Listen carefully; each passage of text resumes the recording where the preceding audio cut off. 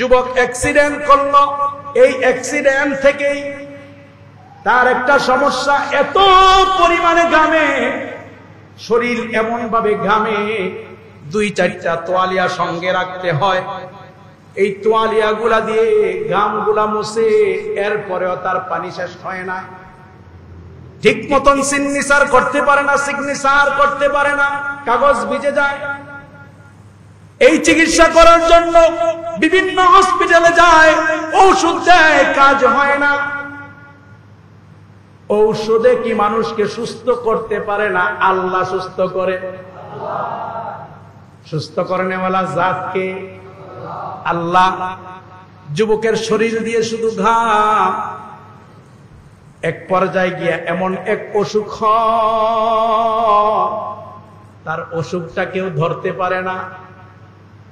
কোম্পানির থেকে ছুটি নিয়ে বাড়িতে চলে যায়, যখন মাস হয় ডিউটিতে আসতে পারে না। কোম্পানির এমডি বলে দিয়েছে তার জন্য আর চাকরি ঠিক থাকতে পারবে না, তাকে অফিস থেকে বহিষ্কার করে দাও, বরখাস্ত করে দাও।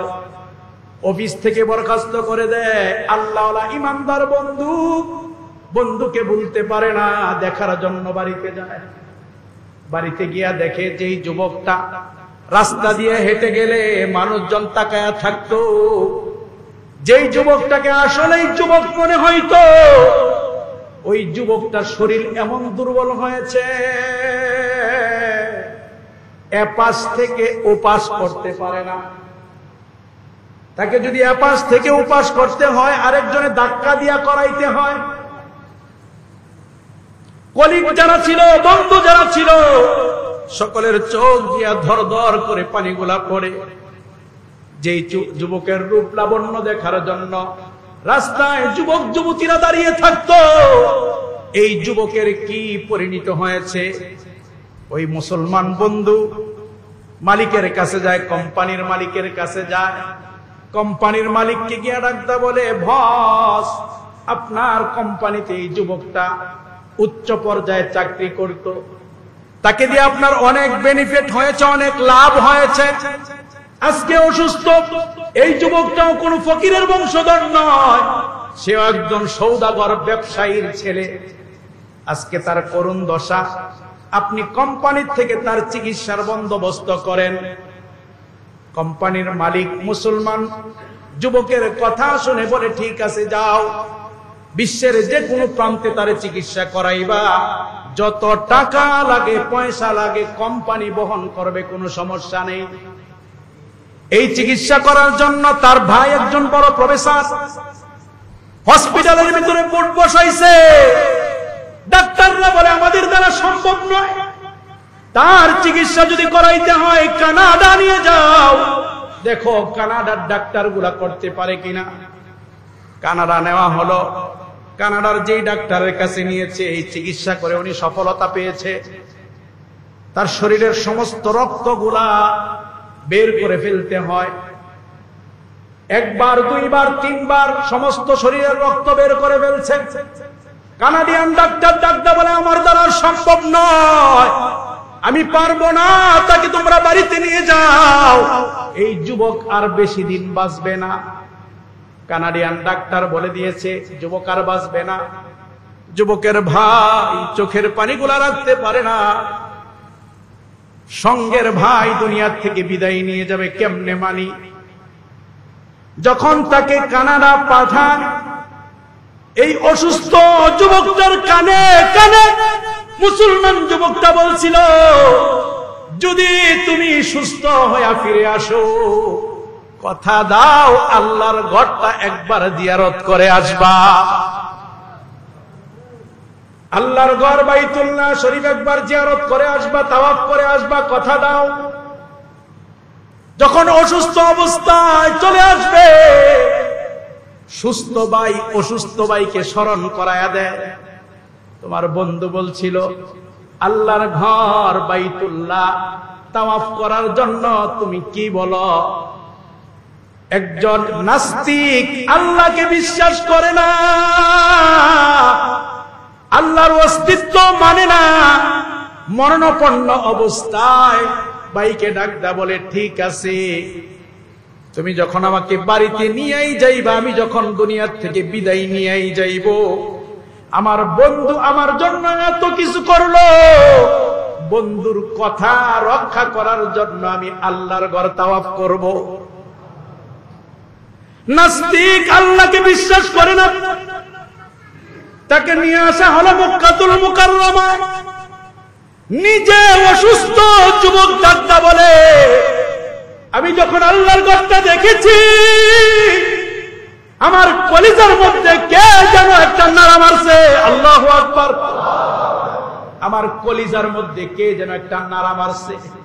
আমি কি যেন একটা উপলব্ধি করছি, শুধুমাত্র কেবলমাত্র কালো গিলাপ দিয়া আবৃত্তি করা একটা ঘর দেখা আমি অপলক নেত্রে তাকায় রইলাম ঘরটার দিকে। ওই অসুস্থ যুবক ডাক্তা বলে, ঘরটার দিকে তাকাইয়া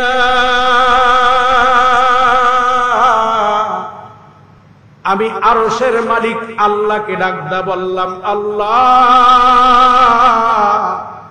তুমি যদি থাকো, তুমি যদি আসলেই বাস্তবেই থাকো, আমারে এতটুকু শক্তি দাও যাতে আমি দাঁড়াইয়া দাঁড়াইয়া তোমার ঘরটা তাওয়াফ করতে পারি। সাইয়্যিদুল আম্বিয়া, ইমামুল আম্বিয়া, হাবিবে কিবরিয়া মুহাম্মদুর রাসূলুল্লাহ সাল্লাল্লাহু আলাইহি ওয়াসাল্লামের উপর আলহামদুলিল্লাহ আমরা মুসলমানদেরকে আল্লাহ পাক মৌলিক কিছু কাজ দিয়েছে, যেটা করতেই হবে। যখন সময় হবে, সুযোগ হবে, তখন করতেই হবে। যেমন নামাজ, এটা বালেগ হওয়ার আগ পর্যন্ত সার, ছেলে হোক মেয়ে হোক, প্রাপ্তবয়স্ক হওয়ার আগ পর্যন্ত মা। যখন বালেগা হবে, তখন তার উপরে নামাজ ফরজ হয়ে যাবে। ঠিক তেমনি ভাবে সুস্থ, আকলমন, স্বাধীন এবং সুস্থ পরিবেশে থেকে কোনো মানুষ যদি মাহে রমজান পায়, তাহলে তার উপরে রোজা রাখা ফরজ। অসুস্থ না হলে, সুস্থ হতে হবে, আকল ঠিক থাকতে হবে, বালেগ হতে হবে, মাহে রমজান পাইতে হবে। মাহে রমজান যদি পায়, তাহলে তার উপরে রোজা রাখা ফরজ। ঠিক তেমনি ভাবে কোনো মানুষ যদি যাকাতের মালিক হয়, নেশাবের মালিক, যাকাত শস্যাদি, টাকা পয়সা, বাড়িঘর, কাপড় চোপড়, হাড়ি পাতিল, এগুলোর মধ্যেও যাকাত আছে। আমরা মনে করি শুধু টাকার যাকাত না। আপনার যদি মনে করেন আমাদের সমাজের মধ্যে অনেক মা মহিলারা দেখবেন একটা ঘর পুরা সাজায় রাখে এই হাড়ি পাতিল দিয়ে, এইগুলা কোনো কাজে লাগে না। তাহলে এই যে জিনিসটা কাজে লাগে না, এমনি রেখে দিয়েছে সৌন্দর্যের জন্য, হ্যাঁ, ঘরের সৌন্দর্য বর্ধন করার জন্য, তাহলে ওই হাড়ি পাতিলেরও যাকাত দিতে হবে। তা যদি সে মালের মালিক হয়, তখন তার উপরে যাকাত ফরজ হবে। ঠিক তেমনি ভাবে কোনো মানুষ যদি আকল ঠিক থাকে, বালেগ হয়, প্রাপ্তবয়স্ক হয় এবং তার উপরে হজ করার মতো অ্যামাউন্ট থাকে, আল্লাহর ঘর বাইতুল্লাহ শরীফ যাওয়া এবং আসার মতন অ্যামাউন্ট তার কাছে থাকে, তখন তার উপরে হজ ফরজ হয়। কি ফরজ হয়? হজ ফরজ হয়। আমরা শুধু মনে করি যে নামাজটাই আমাদের উপরে ফরজ। না, শুধু নামাজ ফরজ না, মৌলিক আল্লাহ পাক কিছু বিধান দিয়েছে, যেগুলা যেই সময় যদি হয়ে যায়, ওই সময় যদি আপনি মালের মালিক হয়ে যান, তাহলে যাকাতও দিতে হবে। আবার যদি আপনি হজের মৌসুমে টাকার মালিক হয়ে যান, তখন আপনারে হজও করতে হবে। কিন্তু আমাদের দেশে বড় আফসোস লাগে, আমাদের দেশের মানুষগুলা কি বলে যে যদি ছেলেটারে বিদেশ পাঠাইতে পারি, কানাডা, ইটালি, সাইপ্রাস, যুক্তরাষ্ট্র, সৌদি আরব, মালয়েশিয়া, সিঙ্গাপুর, এই সমস্ত রাষ্ট্র পাঠাইয়া বিয়ার উপযুক্ত 3টা মেয়ে আছে। এই মেয়েগুলা যদি বিবাহ দিয়া একটা বাড়ি ঘর করতে পারি, তাইলে আল্লাহর ঘর জিয়ারত করব। নাউজুবিল্লাহ বলতেন না? ছেলে বিদেশ পাঠাইলে ছেলে টাকা পাঠাইবে, এরপরে সে হজ করবে। আল্লাহ কি এটা বলছে? আল্লাহ কি বলছে? ওয়ালিল্লাহি আলান নাসি হিজ্জুল বাইতি মান ইসতাতা ইলাইহি সাবিলা। আল্লাহ বলে যে তোমার সংসার চালানোর পর এমন অ্যামাউন্ট, এমন টাকা যদি তোমার কাছে থাকে যে আল্লাহর ঘরটা, বাইতুল্লাহ শরীফটা তুমি হাফ ডাউন করতে পারবা, তখন তোমার উপরে হজ ফরজ হবে। তাইলে আপনার ছেলেকে আপনি বিদেশ পাঠানো, এটা তো আপনার উপরে ফরজ ছিল না। একটা বিল্ডিং বানানো, এটা তো আপনার উপরে ফরজ ছিল না। মেয়েকে বিবাহ দিয়ে তারপরে আপনি হজ করতে যাবেন, এই হাদিস আপনি পাইলেন কি? এই মাসআলা আপনারা দিল কি? আমাদের উপরে কত শতবার হজ ফরজ হয় এটা আমরা নিজেরাও জানি না। একটা ফরজ রেখে যদি আপনি মারা যান, আপনার অবস্থা কি হবে আপনি একটাবার চিন্তা করছেন?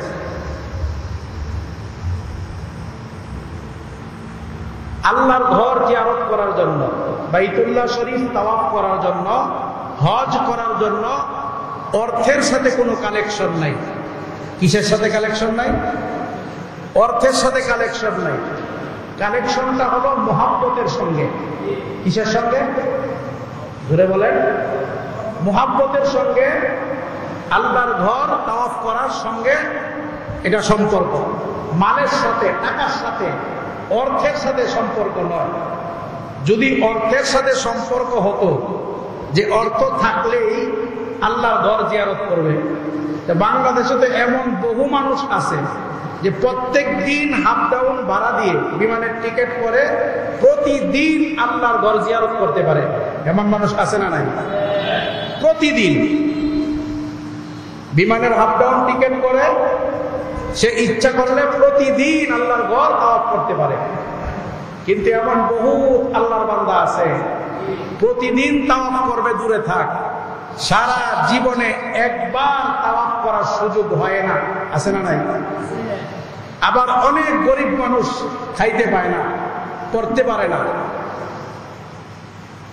দিন মজুরি কাজ করে চলে, এমন ব্যক্তিও আল্লাহর ঘর বাইতুল্লাহ শরীফ তাওয়াফ করছে। খুতবাতে জুলফিকার নকশবন্দি হাফিজাহুল্লাহ চমৎকার একটা কথা এনেছেন। বাইতুল্লাহর সাথে একটা ছোট্ট মাসুম বাচ্চার কি সম্পর্ক? বদরুল আলম নামক একজন অনেক বড় আল্লাহওয়ালা বুজুর্গ, বদরুল আলম মুর্শিদি ওনার নাম। উনি বলেন যে আমরা কোন এক সফরে মক্কাতুল মুকাররমায় গিয়েছি, হজের সফরে মক্কাতুল মুকাররমায় গিয়েছি। যাবার পরে আমাদের তাবু, এখন না হোটেল আছে, তখন তো আর হোটেল ছিল না, যার যার তাবু গেড়ে গেড়ে মানুষে থাকতে হইতো। তো বলে যে আমাদের তাবুর মধ্যে একটা ছোট্ট বাচ্চা আসে,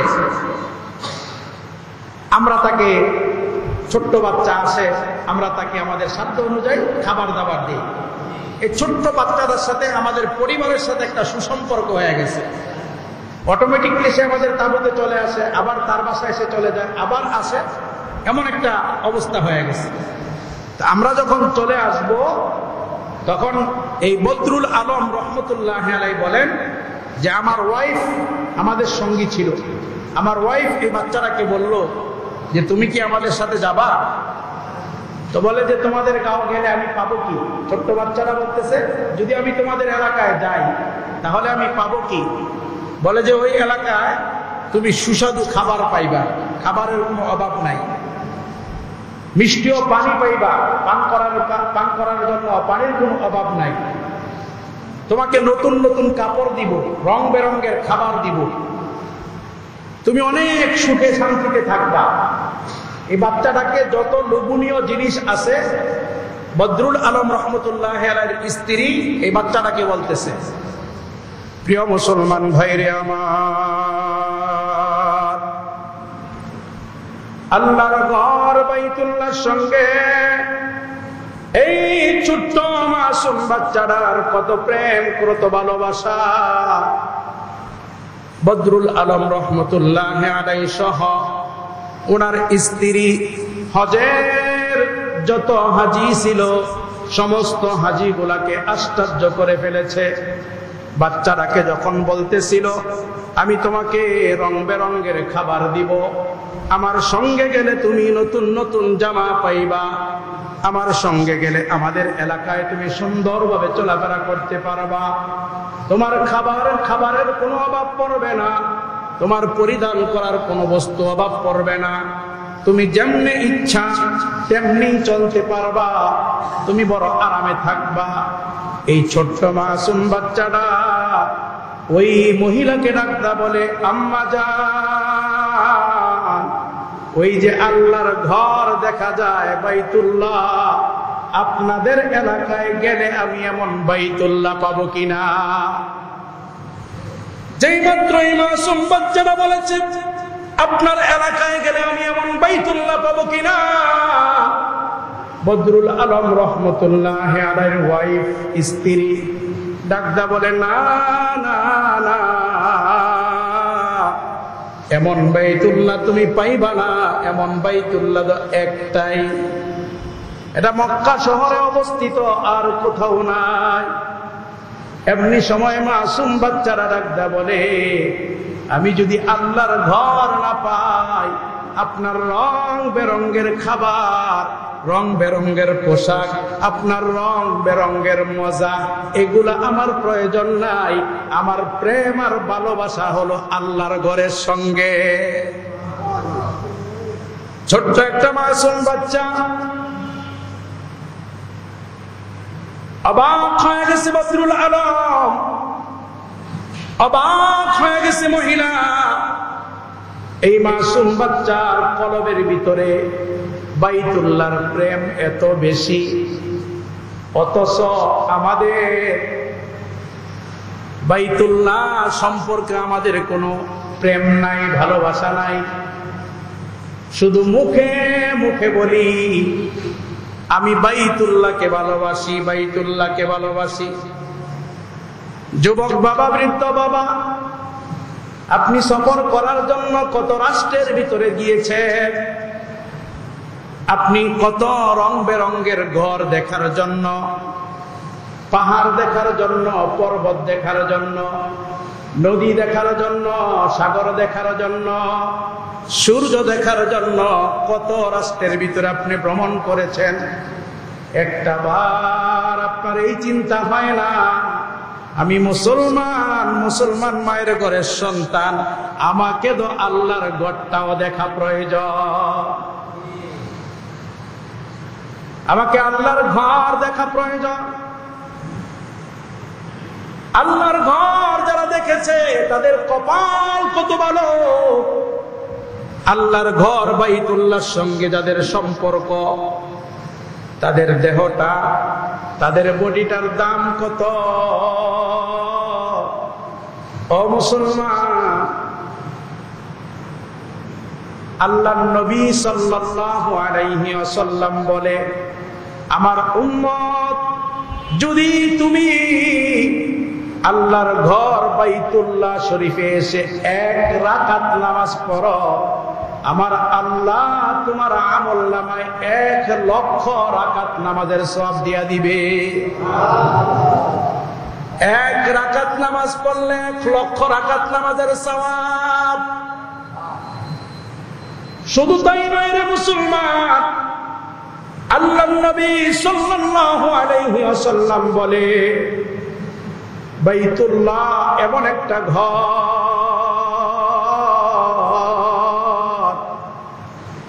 যেই ঘরের সাথে মানুষের সম্পর্ক হইলে ওই মানুষটার সম্পর্ক আল্লাহর সঙ্গে হয়ে যায়।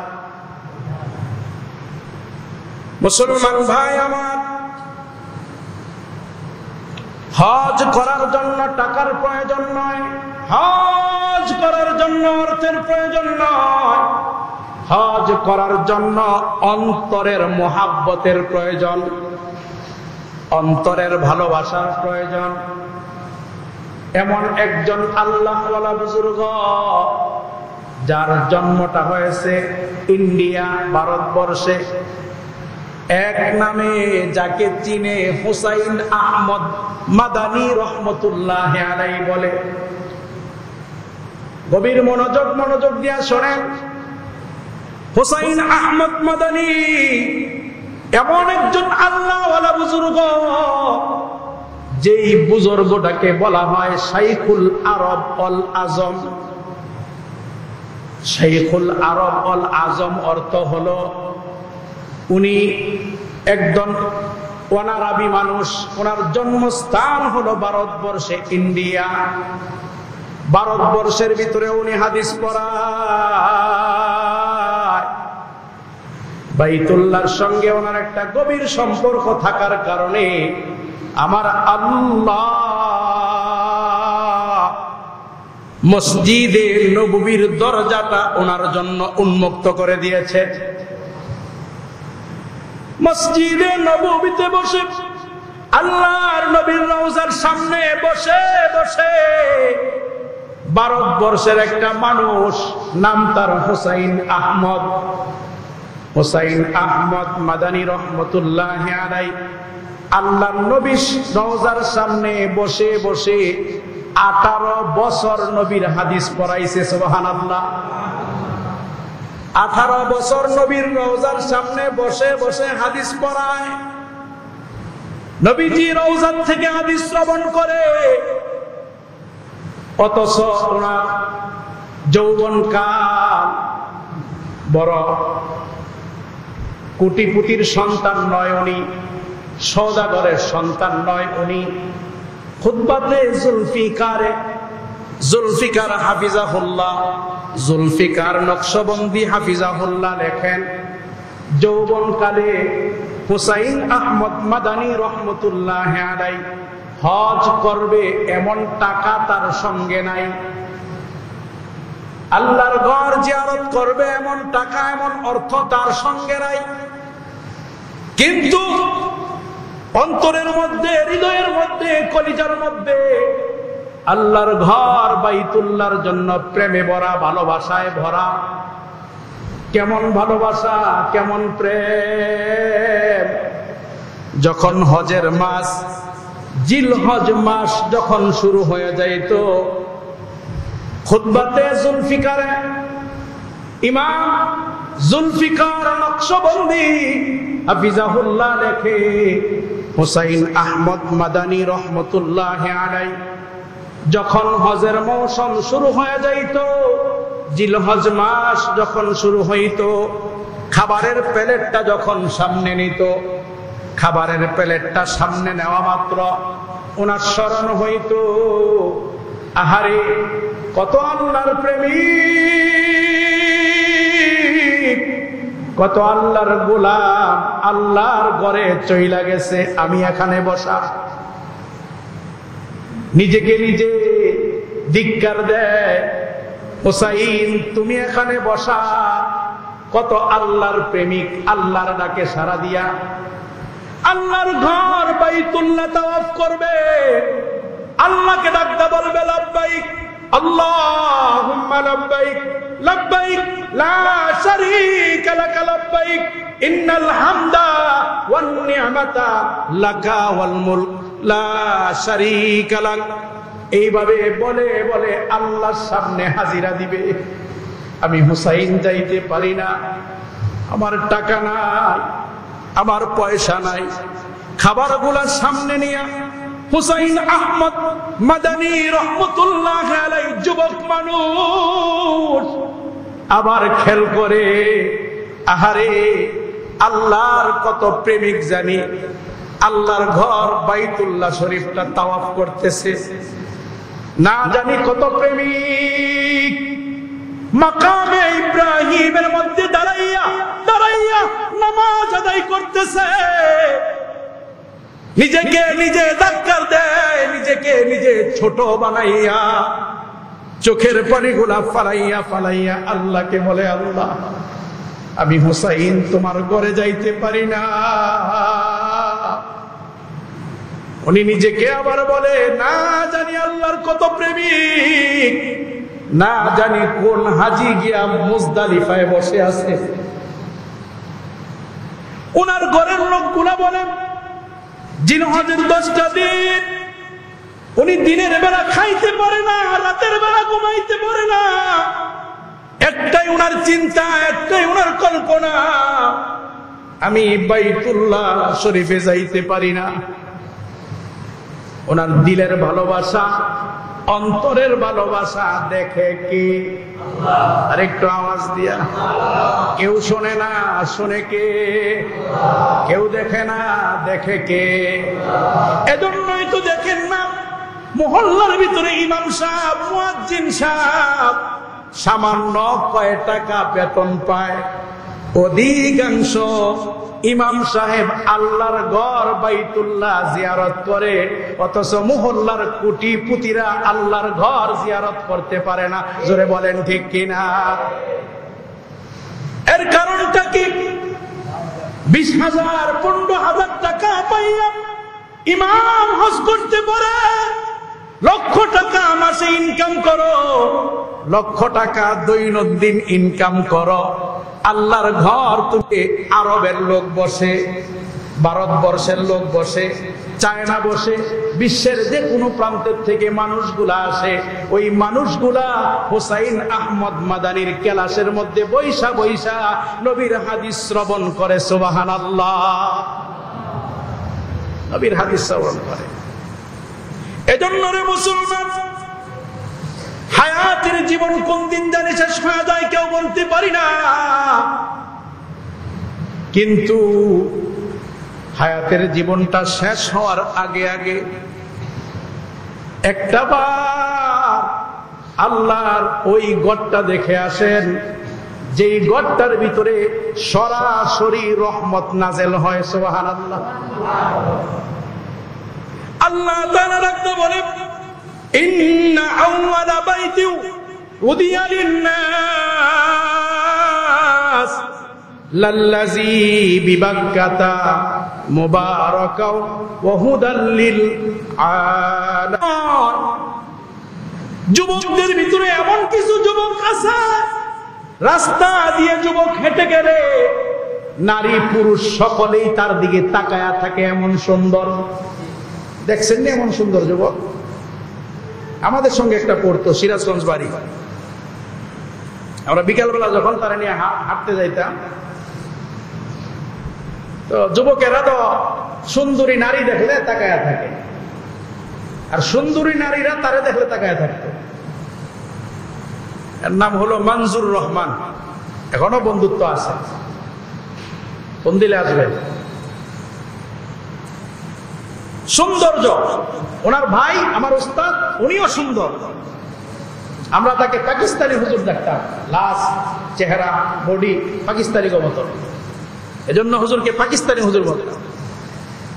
ওই যুবক দেখতে যেমন সুন্দর, শিক্ষা দীক্ষায় সর্বোচ্চ শিক্ষা অর্জন করেছে, সে উচ্চ শিক্ষায় শিক্ষিত। তার কথার মায়ের পেশ তোমরা বুঝবা না, যা বলার আমি তার সঙ্গে বলবো, অতিরিক্ত কথা তোমরা বইল না। কিন্তু এই ছেলেটা কোনো মতেই আল্লাহ বিশ্বাস করে না। একদিন, 2 দিন, 3 দিন, 1 মাস, 2 মাস করতে করতে একটা সময় চলে যায়।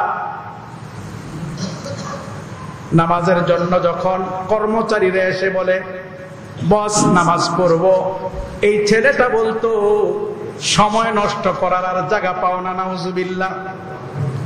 এমন মন্তব্য করতো যুবকটা। কেউ কিছু বলতো, রাস্তা ফাঁকা দেখেছি, হঠাৎ করে দেখি অন্ধকার, গাড়ি ব্রেক ফেল, আমি বুঝতে পারলাম না কি হয়েছে। ইমানদার যুবক যা বুঝার বুঝা গেছে, আল্লাহ সার দেয়, ছেড়ে দেয় না। জোরে বলেন, দুর্ভাগ্যবান এই জগতে আর কেউ নাই। যুবক অ্যাক্সিডেন্ট করলো, এই অ্যাক্সিডেন্ট থেকেই তার একটা সমস্যা, এত পরিমাণে ঘামে, শরীর এমন ভাবে ঘামে, 2-4টা তোয়ালিয়া সঙ্গে রাখতে হয়। এই তোয়ালিয়া গুলা দিয়ে ঘামগুলা মুছে, এরপরেও তার পানি শেষ হয় না। ঠিক মতন সিগনেচার করতে পারে না, সিগনেচার করতে পারে না, কাগজ ভিজে যায়। এই চিকিৎসা করার জন্য বিভিন্ন হসপিটালে যায়, ঔষধ দেয়, কাজ হয় না। ঔষধে কি মানুষকে সুস্থ করতে পারে না? আল্লাহ সুস্থ করে। সুস্থ করেনেওয়ালা জাতকে আল্লাহ। যুবকের শরীর দিয়ে শুধু ঘাম, এক পর্যায়ে গিয়া এমন এক অসুখ, তার অসুখটা কেউ ধরতে পারে না। কোম্পানির থেকে ছুটি নিয়ে বাড়িতে চলে যায়, যখন মাস হয় ডিউটিতে আসতে পারে না। কোম্পানির এমডি বলে দিয়েছে তার জন্য আর চাকরি ঠিক থাকতে পারবে না, তাকে অফিস থেকে বহিষ্কার করে দাও, বরখাস্ত করে দাও। অফিস থেকে বরখাস্ত করে দেয়। আল্লাহওয়ালা ইমানদার বন্ধুকে বলতে পারে না, দেখার জন্য বাড়িতে যায়। বাড়িতে গিয়া দেখে যেই যুবকটা রাস্তা দিয়ে হেঁটে গেলে মানুষজন তাকায়া থাকতো, যেই যুবকটাকে আসলেই যুবক মনে হইতো, ওই যুবকটার শরীর এমন দুর্বল হয়েছে, এপাশ থেকে ওপাশ করতে পারে না। তাকে যদি এপাশ থেকে ওপাশ করতে হয়, আরেকজনে ধাক্কা দিয়া করাইতে হয়। কলিগ যারা ছিল, বন্ধু যারা ছিল, সকলের চোখ দিয়া ধর ধর করে পানিগুলা পড়ে। যেই যুবকের রূপ লাবণ্য দেখার জন্য রাস্তায় যুবক যুবতীরা দাঁড়িয়ে থাকতো, এই যুবকের কি পরিণত হয়েছে? ওই মুসলমান বন্ধু মালিকের কাছে যায়, কোম্পানির মালিকের কাছে যায়। কোম্পানির মালিককে গিয়ে ডাকতে বলে, বস, আপনার কোম্পানিতে এই যুবকটা উচ্চ পর্যায়ে চাকরি করত, তাকে দিয়ে আপনার অনেক বেনিফিট হয়েছে, অনেক লাভ হয়েছে, আজকে অসুস্থ। এই যুবকটাও কোনো ফকিরের বংশধর নয়, সেও একজন সৌদাগর ব্যবসায়ীর ছেলে।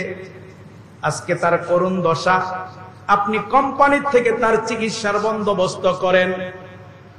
কোম্পানির মালিক মুসলমান যুবকের কথা শুনে বলে, ঠিক আছে, যাও, বিশ্বের যে কোনো প্রান্তে তার চিকিৎসা করাইবা, যত টাকা লাগে, পয়সা লাগে, কোম্পানি বহন করবে, কোনো সমস্যা নেই।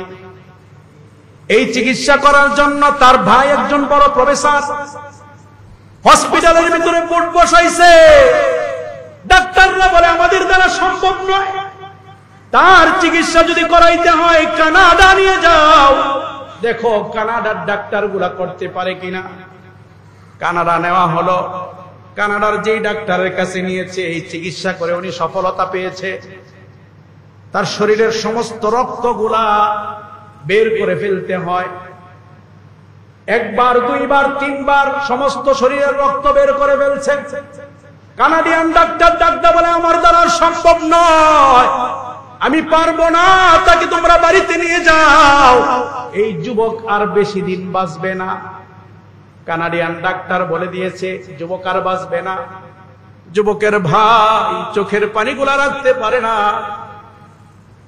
সঙ্গের ভাই দুনিয়ার থেকে বিদায় নিয়ে যাবে, কেমনে মানি?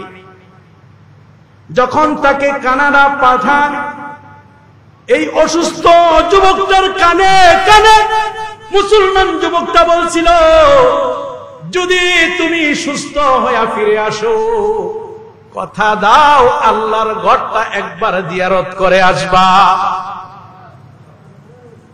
আল্লাহর ঘর বাইতুল্লাহ শরীফ একবার জিয়ারত করে আসবা, তাওয়াফ করে আসবা, কথা দাও।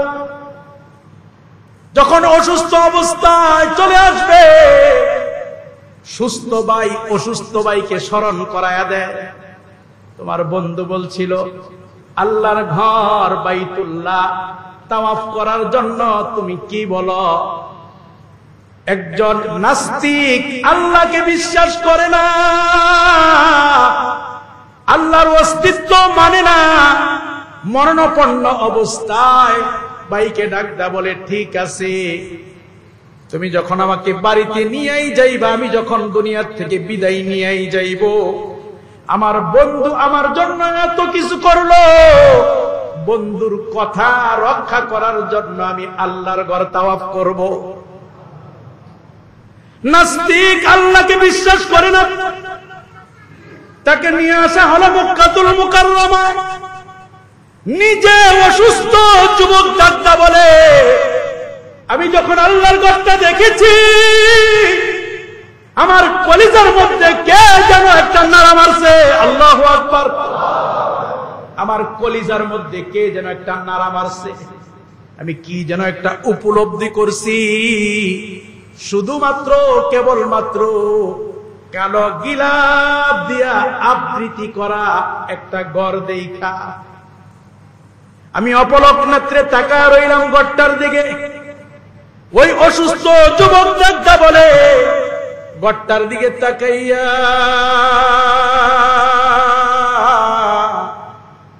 আমি আরশের মালিক আল্লাহকে ডাকদা বললাম, আল্লাহ, তুমি যদি থাকো, তুমি যদি আসলে বাস্তবেই থাকো, আমারে এতটুকু শক্তি দাও যাতে আমি দাঁড়াইয়া দাঁড়াইয়া তোমার ঘরটা তাওয়াফ করতে পারি। অসুস্থ যুবক, যেই যুবক এক পাশ থেকে আরেক পাশ যেতে পারে না, বসার থেকে উঠতে পারে না, ওই যুবক ডাকদা বলে, আমার কেমন যেন মনে হলো আমি দাঁড়াইতে পারবো। আমি আস্তে করে হুইল চেয়ার থেকে দাঁড়ায় গেলাম। সুবহানাল্লাহ। যেই যুবক বিছানার থেকে এপাশ ওপাশ করতে পারে না, বসার থেকে দাঁড়াইতে পারে না, ওই যুবক ডাকদা বলে, আমার কেমন যেন মনে হলো আমি এখন দাঁড়াইতে পারবো। আমি আল্লাহর ঘরটাকে দেখা দাঁড়ায় গেলাম। দাঁড়াইয়া দেখি মানুষগুলো আল্লাহর ঘরটা জিয়ারত করতেছে, তাওয়াফ করতেছে। আমার কেন যেন মনে হইল আমিও তাদের মতন এমন দ্রুত বেগে দৌড়াইয়া তাওয়াফ করতে পারবো। আমার কেন যেন মনে হইল আমি তাওয়াফ করতে পারবো। জুলফিকার নকশবন্দি হাফিজাহুল্লাহ তার কিতাবের মধ্যে লেখে, এই অসুস্থ যুবকটা আল্লাহর ঘর বাইতুল্লাহ শরীফটা সুস্থ মানুষ যেরকম ভাবে তাওয়াফ করে ওইভাবে তাওয়াফ করতেছে, আর লব্বাইক লব্বাইক শব্দরা বলতেছে। আল্লাহু আকবার। ভাই আশ্চর্য হয়ে গেল, কেমন করে এটা সম্ভব? ওই যুবক মিনা, মুজদালিফা, আরাফা সব জায়গাগুলা ঘুরে ঘুরে আল্লাহর সামনে হাজিরা দিয়া মুসলমান হইয়া কালিমা পইরা আল্লাহর ঘরটা জিয়ারত কইরা হজ কইরা ভাইকে ডাকদা বলে, ভাই তোর হাতে ধরি পায়ে পড়ি, আমার এই সুস্থতার সংবাদটা তুমি দিও না, আমি নিজেই দিব। এই সুস্থতার সংবাদ তুমি দিও না, আমি নিজেই দিব। আমাকে বাড়িতে নিয়ে চলো। তাকে বাড়িতে আনা হলো, বিছানার মধ্যে করেই তাকে বাড়িতে আনছে। ওই যুবকের সামনে আনছে, সতে সতে যুবকেরা কোম্পানির মানুষগুলা দেখতে গিয়েছে। মুসলমান ওই বন্ধুও গিয়া হাজির হয়েছে। মুসলমান বন্ধুকে দেখে দিলকে মানাইতে পারতেছে না, কেমন করে বন্ধুকে ধরি আর মানাইতে পারতেছে না। ভাইরা আমার, বন্ধুরা আমার, 1900 অবস্থায় সমস্ত মানুষগুলা যখন চলে যায়, নামাজের এখনো আধা ঘন্টা বাকি আছে। যেই লোকটা আল্লাহ বিশ্বাস করতো না, আল্লাহর অস্তিত্ব বিশ্বাস করতো না, ওই যুবক মুসলমান যুবককে ডাকদা বলতেছে, আল্লাহওয়ালা বুজুর্গ যুবককে ডাকদা বলতেছে, নামাজের প্রস্তুতি গ্রহণ করো। সুবহানাল্লাহ। যেই যুবক আল্লাহ মানত না, আল্লাহর অস্তিত্ব মানত না, নামাজ পড়লে বলতো সময় নষ্ট করবা। এই যুবক নামাজের এখনো সময় হয় নাই, আধা ঘন্টা বাকি আছে, এখন বলতেছে নামাজের প্রস্তুতি গ্রহণ করো, নামাজ পড়বা না। বুজুর্গ আল্লাহওয়ালা যুবক ডাক কয় এখনো তো আধা ঘন্টা বাকি। বলে আল্লাহর সামনে যাইবা, আল্লাহর সামনে গিয়া দাঁড়াইবা, ধীরস্থিরে ওযু বানাও, ধীরস্থিরে আল্লাহর দিকে হাঁটতে থাকো। আল্লাহ রাব্বুল বলেন ওয়াসারিউ ইলা মাগফিরাতিম মির রাব্বিকুম, ও বান্দা আয় আয়, দৌড়ে দৌড়ে আমি আল্লাহর ক্ষমার দিকে আয়। বান্দা তুই অপরাধ করেছ, কোনো টেনশন নাই, 30 বছর নামাজ পড়ো নাই, চিন্তা করিও না। 30 বছর হজ করো নাই, চিন্তা করিও না। 30 বছর আমি আল্লাহকে একবার ডাক দাও নাই, চিন্তা করো না। আমি আল্লাহ তোমারে বড় মায়া কইরা বানাইছি বান্দা, বড় দয়া কইরা বানাইছি বান্দা। 30 বছর নাফরমানি করলি, হায়াতের 60 বছর তোর চলে গিয়েছে। এই 60 বছর বয়সে একটাবার আমি আল্লাহকে আল্লাহ বইলা ডাক দে, তোর কপালটা আমার কুদরতি কদমের মধ্যে লাগা দে। আমার কুদরতি কদমে লাগতে দেরি হবে, আমি আল্লাহ তোর 30 বছরের গুনাহগুলা নেক দ্বারা পরিবর্তন করতে দেরি করতাম না। আমার আল্লাহ পারে কি পারে না? দেশের রাষ্ট্রনায়ক যদি কালো টাকা সাদা বানাইতে পারে, দুর্নীতির টাকা যদি আপন বানাইতে পারে, যেই স্রষ্টা আমাকে আর আপনাকে সৃষ্টি করলো, ওই স্রষ্টা যদি আমারে আর আপনারে মাফ করে দেয়, কারো কোনো কথা চলবে না। আল্লাহ ডাকতে বলে বান্দা টেনশন করিও না, আয় আয়, আমি আল্লাহ তোর দিকেই তাকায় রইছি, কখন তুই আমারে আল্লাহ বইলা ডাক দিবি। এজন্য রে বাবা, একজন নাস্তিক যদি কালিমা পয়রা বাইতুল্লাহ দেখা দোয়া করলে দোয়া কবুল হয়। 5 ওয়াক্ত নামাজ পড়ো, তাহাজ্জুদ পড়ো, যাকাত দাও, দিনের অন্যান্য কাজগুলা করো, তুমি ডাক দিলে কি আমার আল্লাহ শুনতো না? অবশ্যই শুনবে। এজন্য মুসলমান বাবা, বাড়ি কইরা মাইয়া বিয়া দিয়া ছেলে বিদেশ পাঠাইয়া হজে যাব, বিষয়টা এমন নয়। বরংস এই নিয়ত করেন আমি আগে হজ করব, তারপরে বাকি কাজ করব। জোরে বলেন ঠিক কিনা? আপনার ঘরে হুজুররা, গ্রামের পণ্ডিত মোল্লা কিছু আছে আর কি, এটি হুজুর না, চাইস্টলের হুজুর। চাইস্টলের মধ্যে কতগুলো মুফতি সাহেব হয় না? আরে হুজুর না, আম পাবলিক। এরা যদি মনে করেন সারাদিন আপনি পিডা সহি কইরা শুদ্ধ কইরা আ উ হু এই শব্দটা খালি উচ্চারণ করবি, ঠিক আছে? আমার মনে হয় না যে পারবে। এই বেলায় আপনার ঘরে একটা ফতোয়া দিছে যে মাইয়া যদি বিয়ার উপযুক্ত হয়, আগে মাইয়া বিয়া দাও, তারপরে হজ করো। এমন কথা আপনার দেশে চলে না? কি কর? এটা কোন হাদিসে হয়েছে? কোন ফতোয়ার কিতাব আছে? আপনার উপরে যদি হজের মৌসুমে হজের টাকা, মাসআলাটা বুঝছেন, হজের মৌসুম চলতেছে, এমতো অবস্থায় আপনার কাছে এত পরিমাণে টাকা আসছে, আপনার সংসারটা চালাইয়া আপনি মক্কা মদিনা আপনার দেশে হাফ ডাউন করতে পারবেন, আপনার উপরে হজ ফরজ। এখন মেয়ে আপনার কি জানি বলে, বহুত মাইয়া আছে 14 বছরে বিয়া হয়ে যায়, বহুত মাইয়া আছে 30 বছরও বিয়া হয় না, আছে না নাই? হের কপালের লেখ কেরাক চাল্লাই 32 বছর হইলে পরে বিয়ে হইব, তা আপনি কি 32 বছর পর্যন্ত অপেক্ষা করবে? এটা কি নলেজে ঢুকে না? এমন আছে না অনেক মেয়ে কি কয়, নিজে প্রতিষ্ঠিত হয়ে বিবাহ করব, মাইয়ারা বেলে বিয়া করব। এই যে মাইয়ারা বিয়া করে না, বিয়া বসে কথা কর না করে, রামগো মাইয়ারা তো কয় বিবাহ করব। তো যেই মেয়ে বিবাহ করবে, গত 2 দিনের আগের কথা, চট্টগ্রামে এক পুলিশ অফিসার, রেবের অফিসার, পলাশ কি যেন না, নিজের মৃত্যু নিজে ঘটাইছে। রেবের অফিসার লেখছে যে আমার স্বর্ণ যা আছে বউ নিয়ে যাবে, আর আমার মাকে 2 ভাইয়ে দেখবে। এতে কি বোঝা যায় না যে বউটা বেড়ারে কেমন জ্বালাইছে? কেউ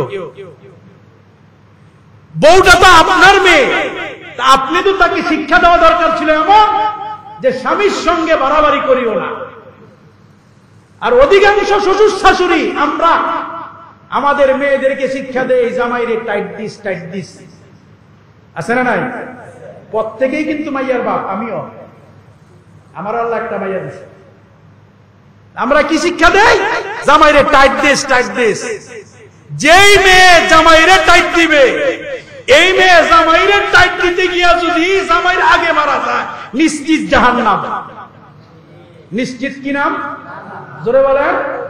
কে বলছে কথাটা? নবীজি বলছেন। কে বলছে? নবীজি বলছে কোন মেয়ে যদি স্বামীকে অসন্তুষ্ট রাইখা ইন্তেকাল করে, নিশ্চিত জাহান্নাম থেকে তারা কেউ বাঁচাইতে পারবে না। নবীজি বলেন কোন মেয়ে যদি তার স্বামীকে সন্তুষ্ট রাইখা মরতে পারে, নিশ্চিত জান্নাত। এখন যদি মাইয়া ছেলেরে টাইট দেয়, তুমি ছেলে সন্তুষ্ট থাকবে? আল্লাহ পাক আমাদের সবাইকে বুঝার তৌফিক দান করেন। তাহলে হজ করা দরকার আছে না নাই? ছেলে বিদেশ করাইয়া পাঁচতলা বাড়ি বানাইয়া, হ্যাঁ? আল্লাহ পাক দেখেন নামাজ যেরকম ফরজ, নামাজ পড়ার জন্য দৌড়ে চলে আসেন। যারা মালের মালিক তাদের উপরে হজ ফরজ। আল্লাহ পাক সবাই, আরে বাইতুল্লাহ যেই ব্যক্তি দেখতে পারতেন, আল্লাহ রাসূল বলছে মান হাজ্জালিল্লাহি ফালাম ইয়ারফাস ওয়া লাম ইয়াফসুক রাজা'a কায়াউমিন ওয়ালাদাতহু উম্মুহু। যে ব্যক্তি আল্লাহর ঘরটা হজ করলো, যখন সে বাড়িতে ফিরে এমন অবস্থায় ফিরে যেমন তার একটা বাচ্চা, নিষ্পাপ বাচ্চা সবেমাত্র জন্মগ্রহণ করছে। একজন হাজির ব্যাপারে এমন কথা, সব হাজি না,